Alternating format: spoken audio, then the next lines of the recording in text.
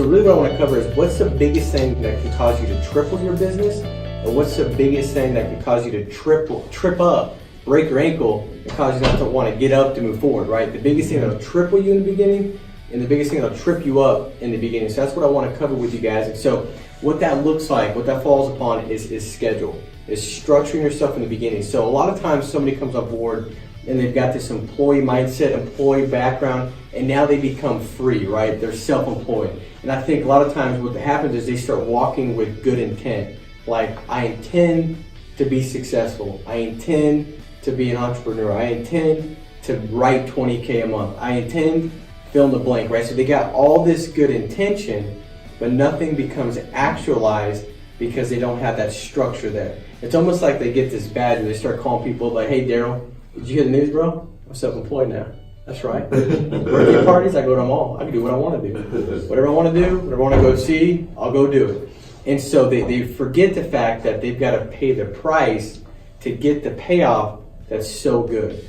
And the price to pay is so minute to the abundant payoff that can be paid, but you've got to have a structured schedule to get there. And so what's the biggest thing that keeps people from paying that price? Well, it's understanding that they've got to structure themselves, right? That you can hear, learn all this stuff, but until you've got a structured schedule, you'll get to the end of the day and you'll feel like you accomplished all this stuff, but there's nothing showing for it. And that just means that there was no intent, no focus on exactly what a win looked like. It's kind of like my staff, they need to know what a win looks like. So at the end of the day, when they get done working, they can kind of leave that hat, that working hat on the table, separate and to be present for their family, right? And I owe that to them. Now, if I don't ever tell them what a win looks like, then they never really understand if they won or lost, and therefore they're always in this middle ground, kind of thinking about what they should have done, did they do enough, was it what needed to be done, and now they're never present with the family, and so this middle ground creates really unsettledness, and they're not content or happy with where they're at, right? And so being self-employed, we've got to structure that as well. Best analogy I can kind of give you, it's like if you look at the prison system, right? You get somebody that goes in the prison system, when they get in there, what do they have right away? Structure. Dude, a ton of structure. Like, hey, lights out, lights on. Right. This is breakfast time. It's time you get to go to the yard. This is free time. Everything is so structured, and they actually start finding somewhat of a peace within that because it's structured, right? They find freedom in that structure because there's such a disciplined daily agenda. Now, what happens when they get out of the prison, right? And if you look at the statistics on how many go back to prison, it'll blow your mind. Well, why is that? Well, and they also feel like they've almost kind of re-identified themselves. They don't feel like the same person that went in as now that's coming out. But what takes them to, why do they fall back? Well, they get into that freedom and they don't know what the heck to do with all that time. All that white space, right? What do we do now, right? And so they try their best, but because there's nobody giving them structure, schedule, they're trying to find a job, trying to know what to do, and they just go back to default mode, and they run back to the structure, which is back in the prison system. Does that make sense? It's like my kids. They think they want freedom to do what they want to do. You ever meet a kid that doesn't have discipline and structure? Little Billy, kicks you in the nuts, runs off, and you're like, what the heck? Well, I mean, it's like freedom. And you think, oh, that's what he wants, but it's not really what he wants. He wants structure, right?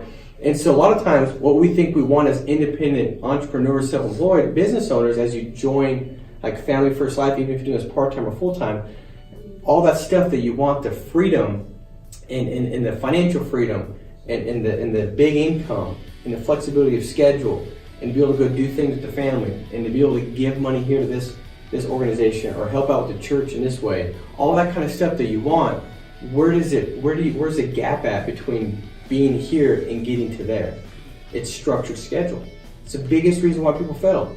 They work off good intent and goodwill, but it doesn't ever pay the bills, and then eventually they get discouraged and disappointed because what they want to have happen and what they're currently experiencing, that gap so broad, that's a feeding ground for disappointment, right? Mm-hmm. And then it's because of this, it's because of that, it's because of this, and then you pull back from doing the things that's going to help build you up to get to the next level as you structure your schedule, like your skill level, knowing what to say on the phones, what to do in the in-home, because every time you plug into a conference call and every time you get on the Facebook group page, you see somebody seeing success, and you don't want to see that because it makes you feel bad about where you're at, and you're only there because you didn't structure your schedule in the first place.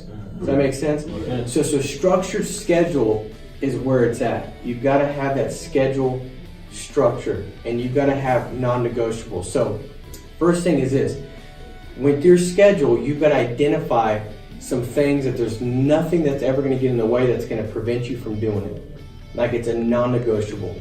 Like you have to do it. And you can almost reverse engineer this thing. And I'll give you an example. Like every appointment you book is typically like $500 in annual premium on average. So if you have 10 appointments booked, on average that should be $5,000 in annual premium, right? So you can kind of work it backwards. And that's why, and this kind of proves the point so much so that structure or a schedule is that important.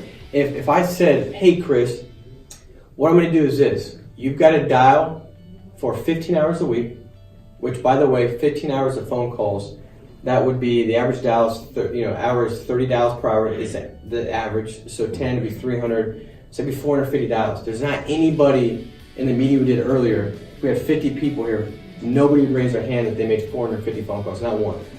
300, maybe one, maybe not. So if I said 15 hours and then you're going to run 20 appointments a week and I'm going to pay you $250,000 a year to do that, then next year I'm going to pay you $350, next year I'm going to pay you $500. Is there anybody that wouldn't do that? And the answer is no, I do it. I do it in a second. Well, it's the same thing. If you do that here, you're going to get that.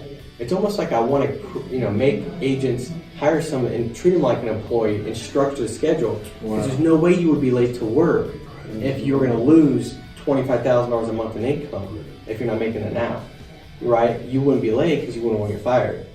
But why do we not show up now? It's because we don't structure ourselves like a manager or a business owner would structure. But you are the business owner. So that's where you got to get in your mind. How do you make that shift where you go from employee mindset to business owner mindset, and you stick and commit to your schedule, just as if you would lose $25,000 if you didn't every month, right?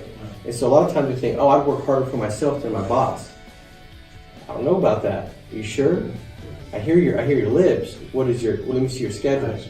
Let me see your tracker. What does your tracker look like? What does that show? Let me see that. And then let's see what it looks like, right? And so typically that's not the case. All right, so this is how you want to break it down. If we take a look, so let's say Monday, right? Monday, we'll call that dial day. So Monday we'll say this is a dial day. And the dial days are the most important days by far, because nothing good happens until you start dialing the phones. Nothing good. If you're brand new, I promise you, this is what you're thinking. You're thinking, well, I need to know about the product. Well, I need to know about, what if I book an appointment? What do I say here? All that is just this deception, minutia, this voice of mediocrity, trying to keep you from taking the steps of action to get you to where you want to go. So it works. Now, I believe it's a deceiver because I'm a man of faith, but we call it the voice of mediocrity. It's a real thing. How do you know that? Well, if you're not speaking and you hear something, that's not you. That's a different voice, right? That's whatever you want to call it. I'm just saying that it is what it is. That's what takes place. And so you've got to say, Mondays is my dial day. Nothing can get in my way, and I got to trust what I'm hearing. Because the thing is this is what I would rest upon when you're getting feedback as you get going. In this business, the beautiful thing is, if Daryl doesn't go out and make sales, every time I spend energy and time helping Daryl, if his question is that really the way I should do it? Is that really helping me? The default answer has got to be based on the fact that I only make money if I'm selfish, if he does good. So if I'm selfless or selfish, they both land on Daryl doing good. Does that make sense? And so why would I ever say anything that's not going to help Daryl out? I wouldn't. That would be hurting myself if it doesn't help him. And so a lot of times in the beginning, what you think isn't, what you think isn't is, and that's the way it should be, because your thought process is getting started on this process to go through a learning curve to go where you need to go. And your level of thought process and thinking has got you here. The only way you get to here is to shape and shift the way you see things and your thought process. right? That's why you get with somebody like, wow, that makes sense. I never thought about it like that. Well, you shouldn't have thought about it like that. That person makes a 7-figure income. You make $100,000. You do think differently. That's why they make. Now, good news is if you get around them long enough, right, and you hear that language, you'll be able to develop and reestablish your thought process and likeness of that to go out there and get the results that they're getting. As long as you're willing to work, right? It's not that deep. And that's why it's so great where you're at here, because you got the activity part, you've got to work or else it doesn't do any good. And now you hear all the right things of what to do, how to structure your schedule, what the in-home looks like, all that kind of stuff. And if you don't do it, it's almost worse that you know it, right? Right. It's almost like, I would say, it's kind of like, dude, if you're making a living stealing or selling drugs, right? Don't read the Bible. I'm just telling you, unless you're going to change. Right. If you're not going to change, you're worse off for knowing the good news. Right. That's right. You're worse off. Now you feel convicted. Man, like, what's this feeling? Like, is it a spirit in me or something telling me I shouldn't be doing it? And I still need to do it. So does that make sense? So it's like, to know not to do is not to know, and you're worse off for hearing it because you're not doing it. Does that make sense? Yes. So the first thing is eliminate white space, because the enemy works in the white space. If you don't control your schedule and structure your schedule, circumstances, negative thoughts, crap you don't desire will do it for you. That's the way the good stuff doesn't intentionally happen. Nobody lifted up their shirt one day without any work or intention. I said, wow, how'd that six-pack get on there? Huh, you're there. There's 6 of them. That doesn't work that way. You got to structure it. I got to wake up at this time. I got to go to the gym at this time. I got to eat this kind of food. That's what it doesn't happen by accident. Nothing good in life happens by accident. Success is a battle uphill continuously. Always a battle uphill. That never changes. It's always like that. And so the first step is Monday, dial day. What's the biggest thing that can distract you? You've got to write that down and being aware of it. Is it a thought process that you convince yourself you need to have? Meaning that, like, I need to know the product. I need to know this. Like, I'm going to, I know I should dial, but I'm going to do that once I get to here or once I understand that. Because, by the way, that's a distraction. Yeah. And it's your choice to say, let me throw that out, because if it's not in line with what I've heard from the person working with me to help me, then it's obviously the wrong thought process, which it is. So nothing good happens until you dial. You don't need to know about the in-home. You don't need to know how to quote software. You don't need to know how to print off an application. Just trust me, once you've got appointments, now we can then teach you what to write and how to write it within that client's house. We can address that scenario right now. But going through hypotheticals, by the time you get to the real appointment, we probably didn't even discuss that hypothetical, and you're going to forget the other hypothetical. It's all irrelevant. It's scattered energy that leads to no benefit. It's like throwing a bunch of seed on hard ground. I'd rather throw 3 seeds on soil and grow some. You know what I mean? Mm-hmm. So let's dial the phones. So the first thing that you got to have that'll make all the difference in the world is a non-negotiable. So a lot of times that non-negotiable is on Monday dialing is 12 appointments. So agent's goal is, hey, 12 appointments. Tuesday is a run day, typically. So Tuesday's a run day. I'm going to be in the field. Wednesday's a run day. I'm going to be in the field. So that would be like, we'll call that like this. It's really the second half of the week, right? Because Thursday's the last day of the week, and Thursday's another dial day. So we just work right here real quick. So Monday, dial day. So the non-negotiable's got to be as if you're working a job, making $250,000 a year, and if you don't hit 12 appointments, you're fired. And if that was the case, you wouldn't be like, let me get started dialing at 5. It gives me 3 hours. No, you'd be like scared to death. Like, that might not be enough. I don't want to lose my job. Because the thing is this, if you don't hit your non-negotiable, you're going to have to go get a job, which means you lose this one. Because you ain't making no money, you ain't making no money. You know what I mean? The one thing I'm never going to do is placate something. I'm going to tell you exactly how it is and the truth. The truth is, if you don't book enough appointments, you're going to be broke, go get a job. Because we don't want broke agents working with us. The reason being, it's not like a pride thing. Like, I don't want anybody on my team broken up because I care about you and your family, and I don't want you struggling. That's not that program where it's like, look how big I am, how much money I'm making, and you're all broke. That's not my deal. That's why we give out really high comp, investor renewals, and good training, because we want you to make money. So 12 appointments, that's a non-negotiable. So you start at 8 a.m. because you don't want to lose your job. and you want to give your best chance. You want to stack the deck in your favor. Does that make sense? It's like me and my wife, we were playing poker last time. My grandpa, her grandpa, he's 83. It was his birthday. He loves playing poker. And she was sitting next to me, and I had this thought, but I didn't do it. It was a lack of judgment and a break in integrity. I saw her card, and she had a queen, I had a queen. I had a 5, she had a 4. So two terrible hands, but you put our 2 queens together. Stack it. I was thinking, like, stack the deck. This might be a bad idea to stack the deck. I might need to stack the deck, right? And so anyways, you want to stack the deck in your favor. So the goal is 12 appointments you want to book, non-negotiable. So whatever it takes. That means that no matter what it takes. Like if I had a gun, you know, like your dog, right? Because it's not as more of it. Which still kind of is, but I've already gone there, so now I can't go back. Let's just say you like your dog, and I said, hey, if you don't hit 12 appointments, would you hit it? You'd hit it. That's non-negotiable. So when you have non-negotiables, when they really mean non-negotiables, right? Then you don't have to worry about spending all that energy of like, should I? Or the energy spent on distractions, because it's a non-negotiable. You put blinders on, everything else doesn't matter because it's non-negotiable, and your commitment is so high because you trick yourself in the fear of loss. Lose my job, dog. Does that make sense? So you gotta do that, right? You gotta come up with those non-negotiables, and then it means a non-negotiable, right? And so now your goal is 12 appointments. So the way I would do it is, so if we got 9 a.m., so 9 o'clock, 10:30, so every hour and a half I book an appointment. 12 o'clock, 1:30, so say 3 o'clock, 4:30, 6 o'clock, 7:30, right? And let's just say over here I start early, so I've got an 8:30, 10 o'clock, 11:30, 1 o'clock, 2:30, 4 o'clock, 5:30, 7 o'clock, and 8:30.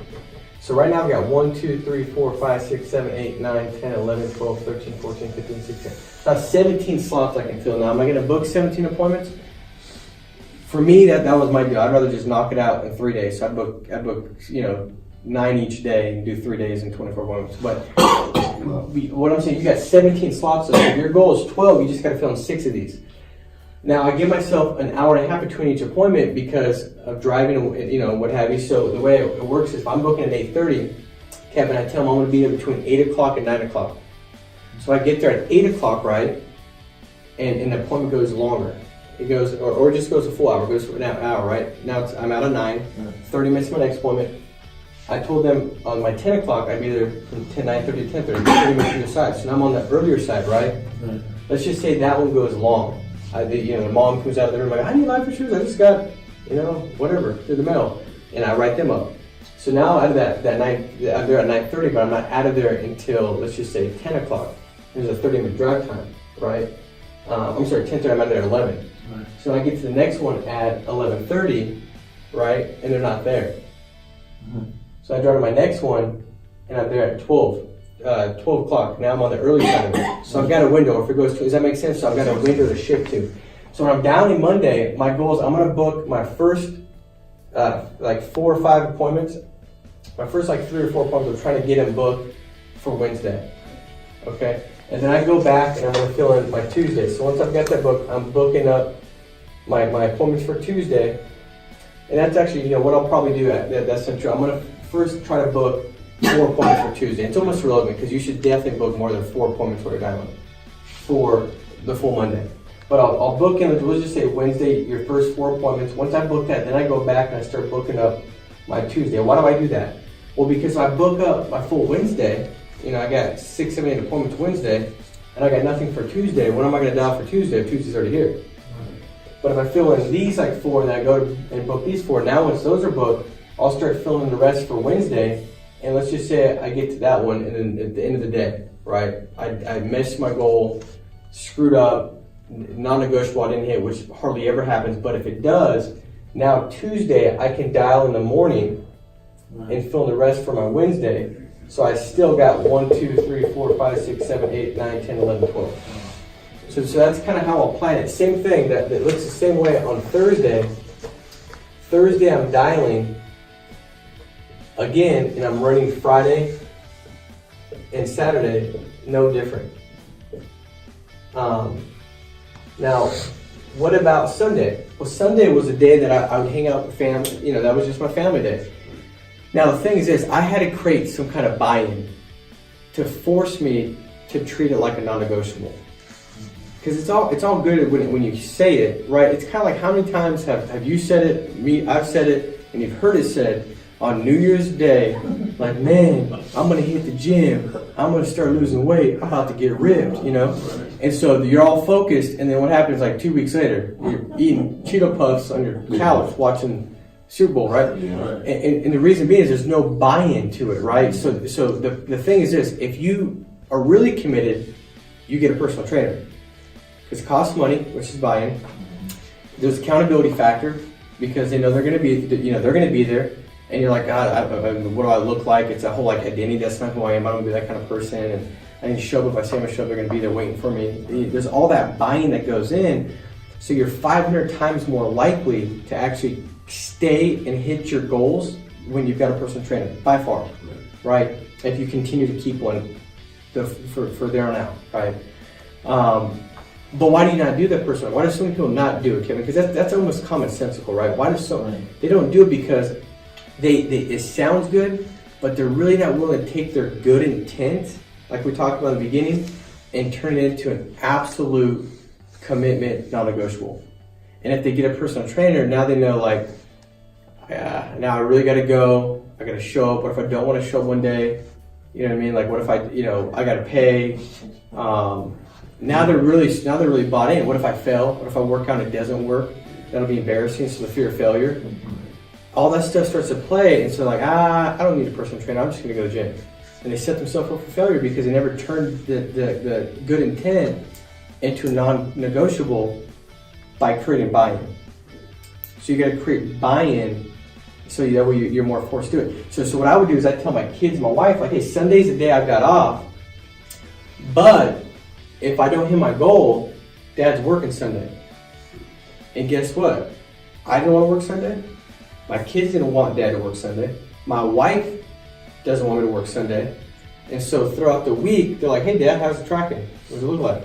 What was it looking like?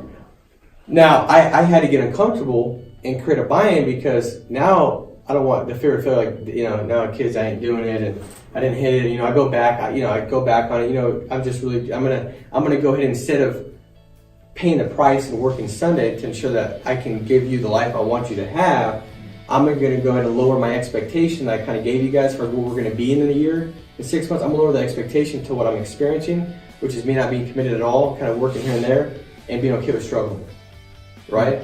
But if I do that, I got the fear of that. What I'm saying is nothing good will happen until you step out and get uncomfortable. Like, I love that sign in my office that says, life begins at the end of your comfort zone. Nothing good happens while you're staying in your comfort zone. Nothing. Right? It doesn't. When you go back to your comfort zone, you become pathetic and average. Nothing good happens in your comfort zone. So you've got to create buy-in, and you've got to be committed to the consequence.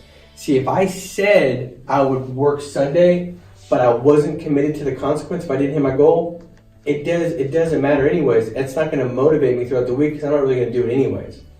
See, for me though, because I created buy-in and accountability, other people know about it, they knew. The rule of reciprocation, I was trying to work with myself, like I said, I told my wife I'd give her this. And, the rule of consistency, like I want to be consistent with what I'm portraying myself to say I'm going to do. I wanted to do is whatever I could to sell myself or trick myself into doing the things that would cause me to create discipline, structure, non-negotiable. Because I'm just telling you, it just doesn't happen. It just doesn't happen. You negate it because you are the one having to do it.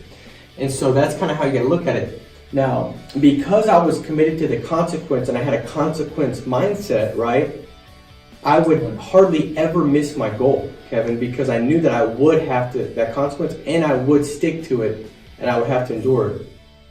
And because of that, me coming up with that pain or loss and that consequence, it forced me to never miss this goal. So on Mondays, man, you better believe me, at 8 a.m., dial the phones. I dial from 8 o'clock to 12 o'clock, And then from 12 to 1, I'd go get a lunch. And what you'll see in the office, like Daryl and Dennis, heck, if they didn't hit their first time block, they had 6 appointments, you'll see them eating while they're dialing. Yeah. Eating while dialing is not as fun as taking a break and going and get something to eat with somebody, right? But it's a small pay the price, small consequence, which evokes more discipline in the areas that you want to be disciplined. That's going to lead to freedom in your life. So 1 o'clock to 3 o'clock, we got a sales training and we're back at it. So dialing from 4 all the way until 8:30 or whatever it takes. My deal is if I got to get it knocked out and I got to get 12 appointments, I'd rather just knock it out in these 4 hours. Does it always work out that way? No, but it works out 100% more times than it wouldn't work out if I never started down at 8 o'clock in the first place, right? Right. Now, the crazy thing is when you get a head start, I book more appointments in this block because I'm confident. So I already got appointments. Mm-hmm. So when they give me objections, I don't communicate from a lack of posture of I need something from you and mess up the whole dynamic to the fact that they sent the lead in, which is weird and creeps them out. So they want to book an appointment with, I act like I need something when they send the form in. That's weird. You see what I'm saying? And so it's almost like walking into McDonald's. You guys are walking like, and the person behind the register is like, hey Kevin, did you want to buy some food today? Were you here to buy food? Like, are you pot? Right, I got you. Are you smoking weed behind the counter, or is that before you got to work? Where's the rating at up in here? You almost leave because you're like, these are some psychopaths. I don't trust you. Right. If you stuck some in my hamburger, I'm out of here. Of course you're there. It's not, but sometimes we screw it up like that. Like they've already asked for the help. They've already want you to take the order. How do you mess it up? You mess it up like that. You flip the roles. And I was like, this is weird. So now if you don't do that and you procrastination is the insurance policy against success, in my opinion. The longer you wait to do something, the less likely you are to do it, and the lower the standards of performance that you do it at because of that negated time that you took. So, but if I have wins, so if I don't win here and I start dialing here, now it's harder for me not to be needy because I got to get 12 appointments, and I only got 4 hours. And so now when you say something, the way I say it is if it's for me, because I know I said this is non-negotiable, but now I'm working, up. Now it's a struggle because I'm behind that 8 ball. Does that make sense? Mm-hmm. So that's how you've got to structure it and set it up, your schedule. Now, what's a big part of this that will help keep you growing and forward? Because the thing is this, like everybody's got a financial blueprint, like a thermostat, right? And I think most people operate, it's like, example I'll give you, that big lottery that was out. How much was it? It was like $1 billion? Something like that. Yeah. It was crazy what it was. Yeah. But the crazier thing is how many people go bankrupt after getting that within like 3 years. It's like almost every one of them. Right. I mean, it's nuts. Well, how is that? Well, they don't know. They're not comfortable there. So they don't even consciously realize that subconsciously they're doing whatever they can to make poor choices to get back to the level of comfort, which it might be $50,000 a year, $20,000 a year, $100,000. They'll get right back there because they've not grown themselves to a level where they could actually mentally, with their mindset, sustain it. A lot of this stuff isn't just mechanical, it's mindset, right? And so I realized that as 19 years of age when I got started in this business 11 years ago, and my best decision I made was I needed to grow. I knew that I had to grow and develop my thought process to a level that when I started to see success, I wouldn't shoot myself in the foot. If I went out and wrote a big week, my bank account grew, right? I didn't get so emotional looking at the result instead of my account and think like, I'm gonna go ahead and take the next 2 days off. I'm gonna go ahead and disrupt the structure of my schedule. Or if I went out there and I got killed, I didn't think, I'm gonna go ahead and not do it. It's kind of like, it's harder, this is being recorded right after Thanksgiving. Most people eat a lot on Thanksgiving, and they eat a lot more on Friday, because heck, we got a bunch of leftovers, why not? I don't want to waste the food. Kind of person there's people in Ethiopia and they're starving to death. I gotta eat all that. Like, why would I not? That's selfish if I don't. Right? And so you gain all this weight, right? And then you're like, I don't want to go to the gym. You don't want to go to the gym because you get bad, you get all that kind of stuff. But that's when you need to go the most, right? That's when you need to hit the sauna for 30 minutes longer and go to the gym. But that's how we work and operate. When we've made bad choices and don't see the result we wanted to see, we clam up and don't push forward. That's when you need to push forward the most, right? So I never wanted to get influenced based off of an outcome or result. I wanted to make sure that my self-image came from my work habits, and my work habits were established and rooted in the structure of my schedule. Because then I'm not high or low no matter what. Then when things go really good, I get to see the great payoff. See, the great payoff, Daryl, is when you pay the price when you don't no longer have to pay the price. Like you're above water, not just nose above water, right? You're like standing almost out of that water. You're doing good. You're doing better than you thought you would do, and you still pay the price. That's where the greatest benefits come. And what I mean by that is this, Chris. So when you're like 20K, 10K, like, so for me, I've never been a top producer in a given month, ever. But every year I've been in the top 10 personal producers at the end of the year. I've written 500,000 on my own pen many years. And that's because of this structured schedule, not getting emotional or having my work habits be influenced based on an outcome. And that just proves the point of how many times a producer that's a lot more talented than I am, that can go out and write 70,000 in a month, right, that they end up becoming number 20 at the end of the year simply because they don't get their self-image, or they don't get their good feeling from their work habits, their influence and bias to it. And so when you continue to pay the price when you no longer have to, when you stay structured in your disciplined schedule no matter what that builds is now you paid the price when you didn't have to, you continue to press through, you continue to go through that journey. So now, Chris, when all of a sudden you have the opportunity to hire an admin to take things that are only making you, that are costing you, saving $15 an hour by not having somebody do it, right? Mm-hmm.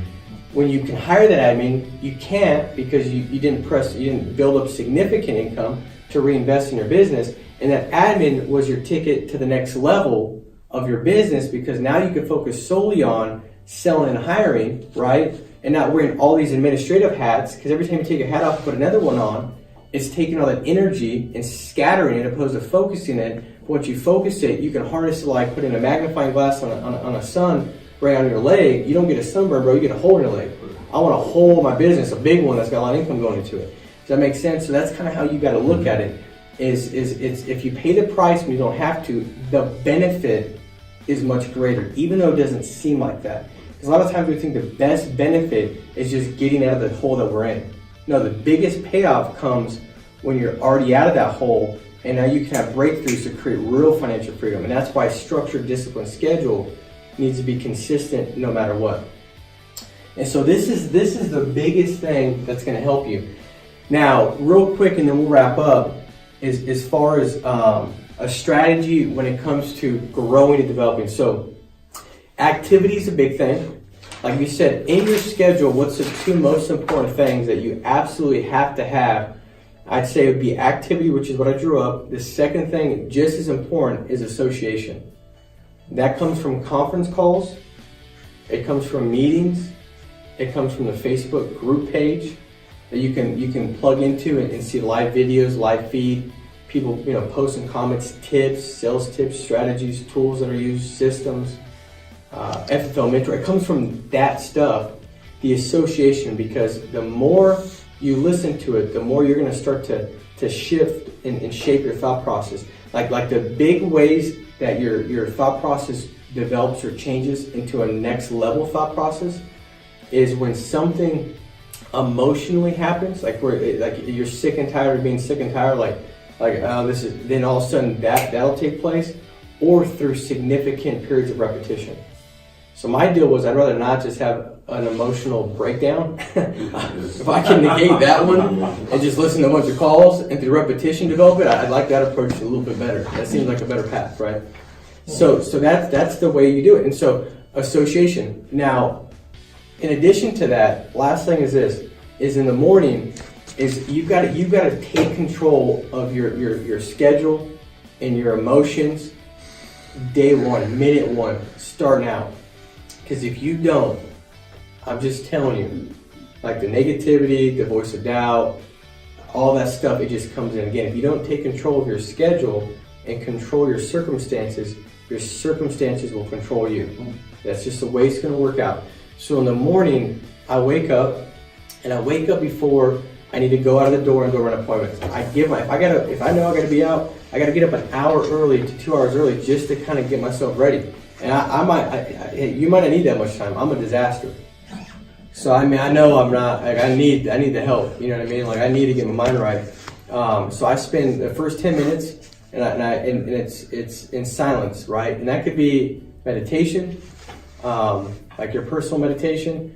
For me, I'm a man of faith, so mine is praying out loud for 10 minutes. I figure, seeking God and my Creator is better than seeking personal peace. I think I get a greater peace from the one that created me. So that's what I do for 10 minutes. Then the next thing I do is I do affirmations, which is like declarations of where I want to go. Like, I declare to be a 20K producer. I'm going to do these activities that will lead me there. I declare whatever that may be. So it's affirmations. I'm a winner. I don't give up. I'm a great connector. I'm a great communicator. I'm full of confidence. I'm a difference maker. I'm relentless. I give it all. I'm blessed coming in, blessed going out. My head, not the tail. I mean, I go through a lot of declarations that help me start to identify, because your mouth, your spoken word's a big deal, right? I mean, you could say it was a big bang. I just believe that this thing was spoken into reality. And if it was spoken, the world was spoken. I mean, just think about how important what you speak is, right? The word is spoken, I'm just telling you, it's a big deal. So you speak it. Then I visualize the day I want to have. What does it look like? What does success, what does winning look like? Like I said with the staff, I owe that to them. I don't want to be in the middle ground with my family. When I leave the office on Monday, I can disconnect from my work if I did hit my non-negotiable. Now I know that I won for the day.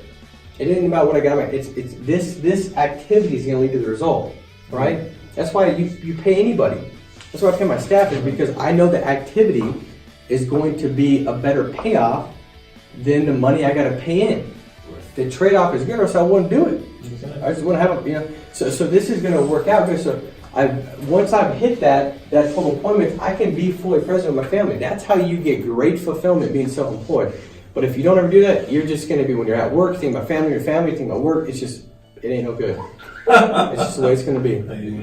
And so you visualize the way you want to see it work out. The next thing is exercise. I mean, you don't have to go for an hour, but I'm just saying, get your heart rate moving, endorphins that's released. It does a lot for your cognitive thought process, like 5-10 minutes of just, if that's all, it's going to be jumping jacks, high knees, whatever. But getting your blood going, I think that's important. Paul, what time do you get up in the morning? Between 4:30 and 5:30. And I think the last thing is journaling. You know what I mean? Like, I like the 5-minute journal app that you can get on your phone. It's gratitude also, so you can put the things you're grateful for. It has the 3 most important things to accomplish in that day, and it has a place for you to actually physically write affirmations. So I've got a list of them, but I also write down a couple each day too. So the 5-minute journal is great, and I just think journaling is a big deal. It helps me out. I mean, I like reading the Word, picking a scripture, and I write on it. So again, I'm not trying to press my faith upon you. I'm just saying that's what I do. I'm not gonna lie to you and act like I don't do something I do. But you can write, journal in different ways, but that's just what I do. So that's kind of how I get my mind right in the morning. Then I'll read maybe 10 minutes of a self-development book that's going to help me. A lot of times I read a book that's in a bigger book, you know what I mean? But you could read a lot of other books, it just comes from that book. So that's how I do it. I mean, I'm telling you guys, it's not that deep, but if you just stick to it, your discipline and your schedule will lead to the freedom of your life in your life. If not, you're not gonna. It's gonna be in this middle ground consistently, and you realize that the price to pay is so much better. Like, it shouldn't be easy.